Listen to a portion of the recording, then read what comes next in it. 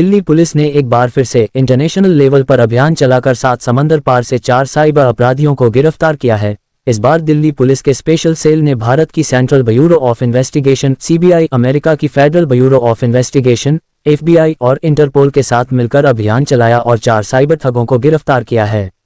इन चारों ने भारत और अमेरिका समेत कई देशों के सैकड़ों लोगों से अरबों रुपये की ठगी की है।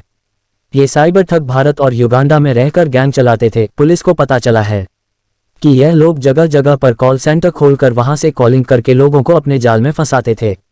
स्पेशल सीपी धलीवाल ने बतलाया कि यह लोग कॉल करके विक्टिम को चाइल्ड पोर्नोग्राफी केस में फंसे होने का डर दिखलाकर लोगों से बड़ी मोटी रकम वसूल किया करते थे। फिलहाल पुलिस ने इनको कोर्ट में पेश कर 5 दिन के रिमांड पर लिया है ताकि आगे की जानकारी का खुलासा किया जा सके।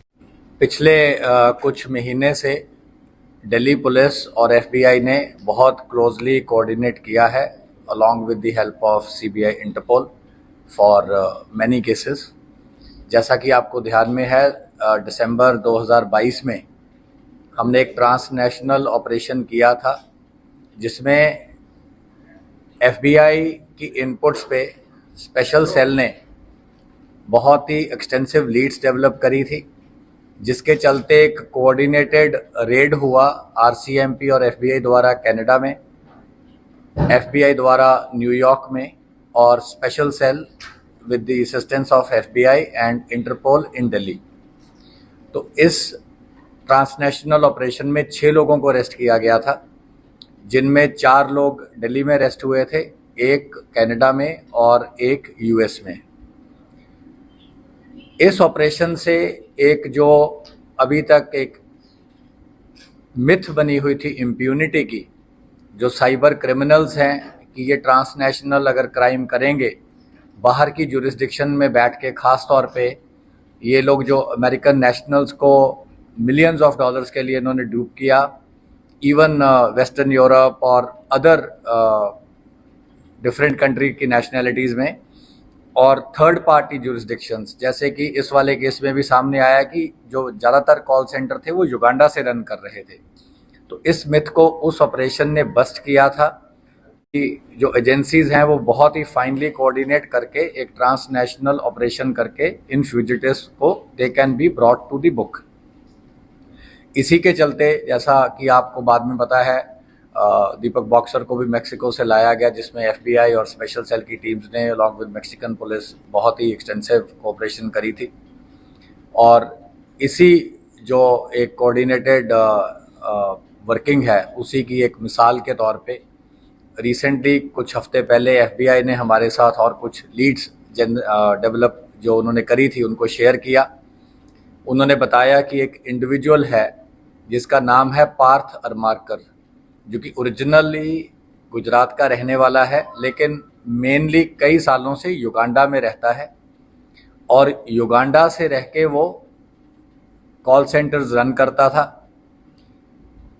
यूएस की ड्रग एनफोर्समेंट एजेंसी के एक बहुत ही नोन सीनियर ऑफिसर रहे हैं उत्तम ढिल्लों, जो कि काफ़ी रिप्यूटेड थे। उनकी आइडेंटिटी को वो इम्पर्सोनेट करके जो पोटेंशियल विक्टिम्स थे उनको कॉल करता था, उनको बोलता था ज़्यादातर केसेस में कि वो डीईए से उत्तम ढिल्लों बोल रहा है और मैक्सिकन बॉर्डर पे, यूएस मैक्सिकन बॉर्डर पे कोई वो चेकिंग कर रहे थे जिसमें कि चाइल्ड पोर्नोग्राफी का मटेरियल मिला है। और जो पोटेंशियल विक्टिम था उसको वो बोलता था कि विक्टिम का नंबर या उसकी आइडेंटिटीज़ या कुछ ऐसी चीज़ें उनको सर्च के दौरान मिली हैं जिससे कि उस सिटीज़न को वो बहुत सीरियस चार्जेस में बुक कर सकते हैं, अनलेस वो कोई पेनल्टी या मनी पे करने को तैयार हो जाए। ज़्यादातर जो टारगेट्स थे वो काफ़ी नाइव किस्म के ये पहले प्रोफाइल से ढूंढते थे। इन्हें लगता था कि ये मनीड है और ये लोग शायद आउटरीच ना करेंगे या एजेंसीज को ना रिपोर्ट करेंगे, और इन्होंने इतना फाइन ट्यून कर रखा था सारा अपना ऑपरेशन, इनके इतने साथ रनर्स और ब्लॉकर्स थे इस ऑपरेशन में कि ये बहुत एक अरसे से क्योंकि क्राइम कर रहे थे, ये विक्टिम्स को कन्विंस करने में भी कामयाब हो जाते थे। और अगर कोई विक्टिम थोड़ी बहुत कर्सरी रिसर्च भी करता था कि वाकया ही कोई उत्तम ढिल्लों है कि नहीं, तो वो पाते थे कि ड्रग एनफोर्समेंट एजेंसी का उत्तम ढिल्लों एक जेन्युइन आइडेंटिटी है, जो कि एक एडमिनिस्ट्रेटर रहा है उस ऑर्गेनाइजेशन में, और इंटरपोल वाशिंगटन में भी उसने पोस्ट जो है पहले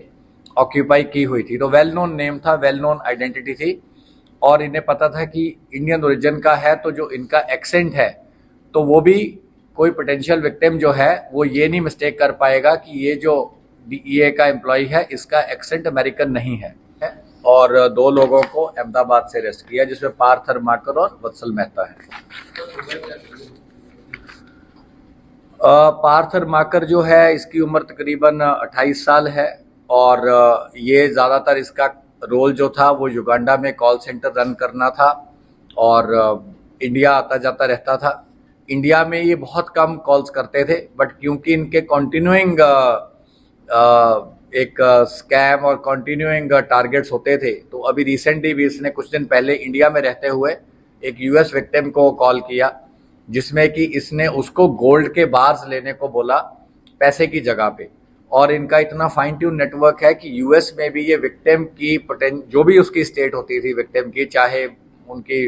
इतना बड़ा कंट्री है, वाइड स्प्रेड स्टेट्स हैं, लेकिन इनके कोई ना कोई एसोसिएट विक्टिम से फिजिकली जाके डॉलर्स या गोल्ड या और किसी भी तरीके से पैसा लेने में सक्षम होते थे। इनके जो दोनों साथी हैं, दीपक अरोड़ा है और प्रशांत कुमार है, इनको उत्तरांचल से अरेस्ट किया गया था। इन दोनों की उम्र तकरीबन 45 साल है। ये दोनों दिल्ली के रहने वाले हैं, और जो वत्सल मेहता खुद है, जो कि इस सारे सिंडिकेट का हेड था, वो अहमदाबाद एक जगह है घोड़ासर, वहाँ का रहने वाला है। उसकी उम्र तकरीबन 29 साल है।